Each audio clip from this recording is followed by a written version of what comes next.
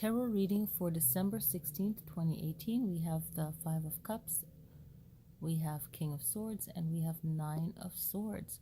The message for today is about trying not to have a cycle of losing. Okay, so with the Five of Cups on one end and the Nine of Swords on the other end, but you have the King of Swords at the center, reminding us about our words, our thoughts, and keeping consistent with our positive words, our encouraging words, our mind that is focused at its best, which keeps us on track. Now, with the Five of Cups and the Nine of Swords, we could interpret this as losing a lot and gaining only a little, and then having a cycle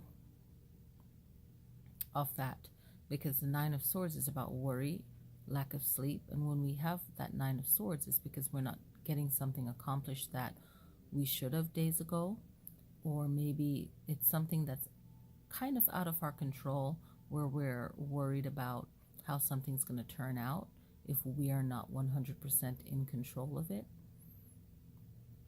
So whatever that worry is, we're having that cycle of going back to the Five of Cups, where we're losing a lot and we're holding on to a little bit. So whatever that cycle action is that's making us feel like we're losing, and then we're worried, and then in the middle of that we're trying to encourage ourselves.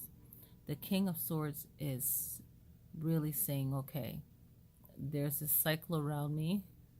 It's like the King of Swords is a cleanup guy, right?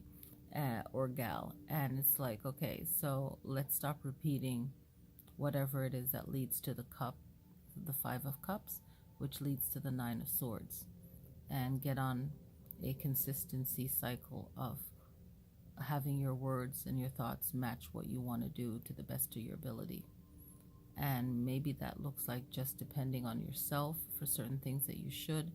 So there's a cycle, and it always goes back to the self. And when we correct that, we don't have anyone to blame. We just have more happiness and more balance.